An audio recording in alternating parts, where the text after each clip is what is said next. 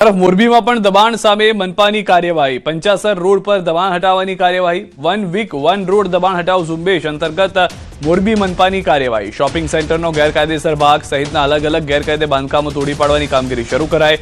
રોડની સાઈડમાં સરકારી જગ્યામાં ખડકાયેલા બાંધકામ પર બુલડોઝર ફેરવી દેવામાં આવ્યું છે।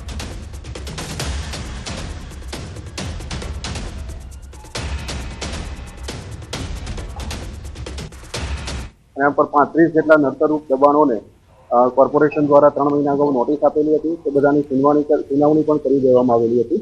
જે લોકોએ સ્વેચ્છાએ તોડવાની કામગીરી ચાલુ કરેલી હતી, પરંતુ હજુ પણ કેટલાક લોકો દ્વારા આ દબાણો દૂર કરવામાં આવેલા નથી। એવી 3 મિલકતો આઈડેન્ટિફાઈ કરેલી છે, જેનું ડિમોલિશન આજે કરવામાં આવશે।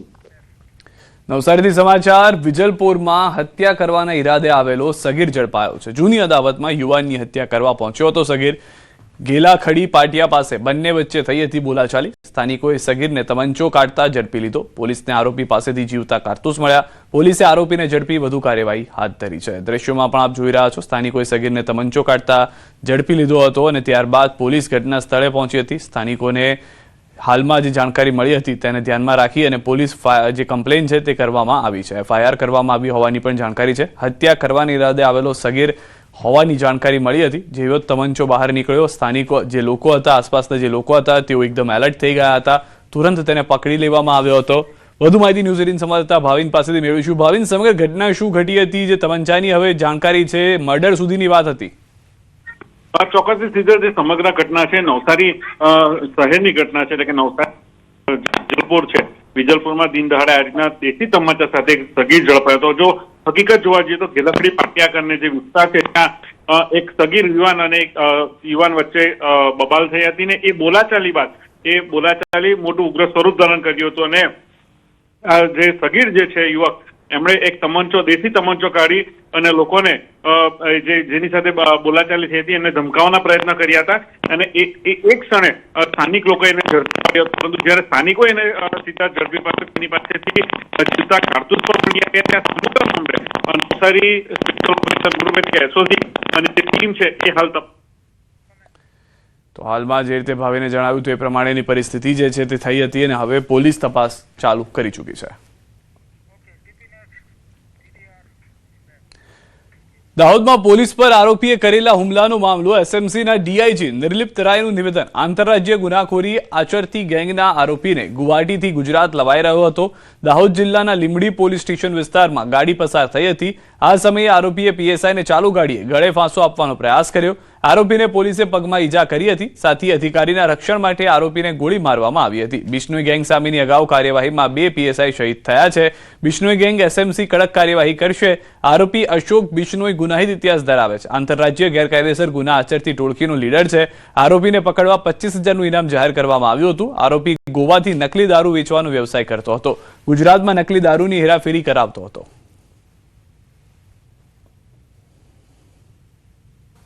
જ્યારે આ ગાડી જે છે લીંબડીમાં પોલીસ સ્ટેશન હદ વિસ્તારમાંથી પસાર થઈ ત્યારે આરોપીએ જે ડ્રાઈવરની સીટ બેલ્ટ પકડીને જે પીએસઆઈ રવિયા જે છે આ ગાડીને ડ્રાઈવ કરતા હતા એને ગળા ફાંસો આપવાની કોશિશ કરી અને જેથી બાજુ સાઈડમાં બેસેલા જે છે આરજી ખાટ પીઆઈએ એને આરોપીને રોકવાના પ્રયત્ન કર્યા અને બૂમો અને એને પટ્ટા છોડવાની કે સીટ બેલ્ટ છોડવાની સૂચન આપી, ત્યારે આરોપીએ કોઓપરેટ નથી કર્યા, જેથી કરીને પીઆઈ ખાટે પોતાની સર્વિસ રિવોલ્વરથી આરોપીના પગમાં એક ફાયરિંગ કરી। મહેસાણા જિલ્લા પુરવઠા વિભાગ દ્વારા રાષ્ટ્રીય ખાદ્ય સુરક્ષા કાયદા હેઠળ સસ્તું અનાજ મેળવતા લાભાર્થીઓની સઘન તપાસ હાથ ધરવામાં આવી હતી। તપાસમાં ચોંકાવનારી વિગતો સામે આવી છે। જિલ્લામાં 16,357 લોકો એવા હતા કે જેઓ વાર્ષિક લાખો રૂપિયાની આવક ધરાવે છે અને ઇન્કમ ટેક્સ ભરે છે। આ ઉપરાંત 308 લોકો એવા હતા જેમનું જીએસટી ટર્નઓવર 25 લાખથી વધુ હતું।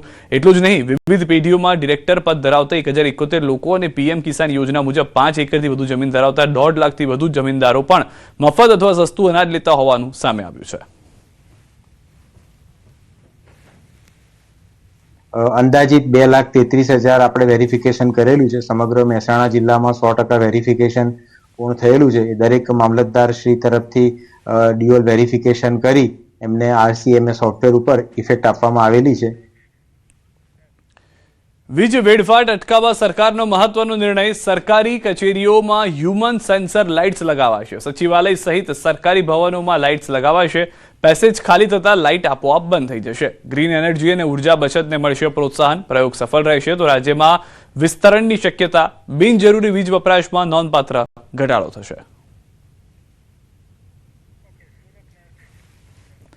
આ તરફ સુરતના ઉનામાંથી ગેરકાયદે રહેવાસીઓ ગાયબ થઈ જવાના મામલે કોર્પોરેટર સોમનાથ મરાઠે સામાન્ય સભામાં કરી રજૂઆત. બાંગ્લાદેશીઓના મકાન હોવાનો કોર્પોરેટરનો દાવો. પ્લોટ કોની પાસેથી ખરીદાય તે અંગે તપાસની માંગ. કયા દસ્તાવેજના આધારે આકારણી થઈ તે અંગે પ્રશ્ન ઉઠાવ્યો. સંદિગ્ધ લોકોની શોધખોળ કરી તપાસ કરવાની માંગ છે.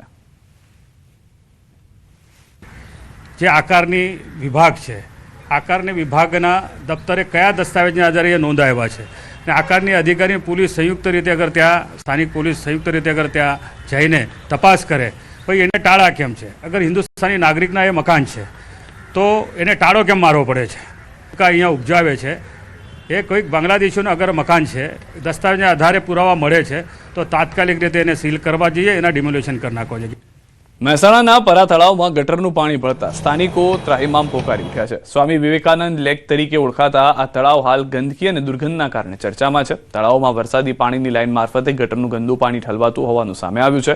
આ પાણીના કારણે તળાવમાં અસહ્ય દુર્ગંધ ફેલાય છે. તો બીજી બાજુ આ તળાવમાં લોકોને હરવા ફરવા અને બાળકોને રમવા માટે સુવિધા ઊભી કરવામાં આવી હતી. જો કે હાલમાં તળાવમાં જ્યાં જુઓ ત્યાં ગંદકી, લાઇટ વગરના થાંભલા અને તળાવમાં ગાડીઓ ઉગી નીકળી છે. તળાવમાં આવતા ગટરના પાણીના કારણે દુર્ગંધ મારતા લોકોએ બાજુ જવાનું પણ ટાળી રહ્યા છે. તો જવાબદારો સામે કાયદેસરની કાર્યવાહી કરવામાં આવે તેવી વિપક્ષ નેતાએ માંગ કરી છે. અંદર જે પાણી છે બિલકુલ દુર્ગંધ મારી રહ્યું છે, તેમજ ભૂગર્ભનું ગંદુ પાણી અંદર છોડવામાં આવી રહેલ છે. ખરેખર આ ગેરકાયદેસર છે. આના માટે જે પણ જવાબદાર હોય, એજન્સી જવાબદાર હોય તો એજન્સી વિરુદ્ધ અને મહેસાણા મહાનગરપાલિકાના આના માટે સત્તાધીશો પણ જવાબદાર છે, તેના ઉપર કાયદેસરની કાર્યવાહી થવી જોઈએ તેવી અમારી માંગણી છે. સ્ટોર્મ વોટર પાણી છોડવાની છે, એની અંદર કોઈએ ગટરના કનેક્શન નાખી અને આ કામગીરી કરી હોય તેવું જણાય છે. જે જગ્યાએ આ જોડાણ આપેલ છે તે જગ્યાઓના સર્વે ચાલુ છે. સર્વે પૂર્ણ થયા બાદ આ તમામ જગ્યાઓએ કનેક્શન કાપવાની કાર્યવાહી કરવામાં આવશે. અયોધ્યામાં ભગવાન શ્રી રામની જન્મભૂમિ પર નવનિર્મિત મંદિરમાં રામ, લક્ષ્મણ, જાનકીજીની આગમની કડીના ત્રીજા વર્ષમાં મંગલ પ્રવેશ થતા છોટી કાશી ગણાતા જામનગરમાં પણ અનોખી ઉજવણી કરવામાં આવી. જામનગરના ઓસવાળ હોસ્પિટલ નજીક ભક્તો દ્વારા જામનગરના પ્રખ્યાત 12-2-12 મસાલાવાળા મીઠા પાન ઉપરાંત ચા, પાણી અને નાસ્તાની સવારથી જ પ્રસાદી સ્વરૂપે લોકોને વિનામૂલ્યે વિતરણ કરવામાં આવ્યું. લોકો પણ જય શ્રી રામના નારા સાથે પ્રસાદીનો લાભ લઈ રહ્યા છે.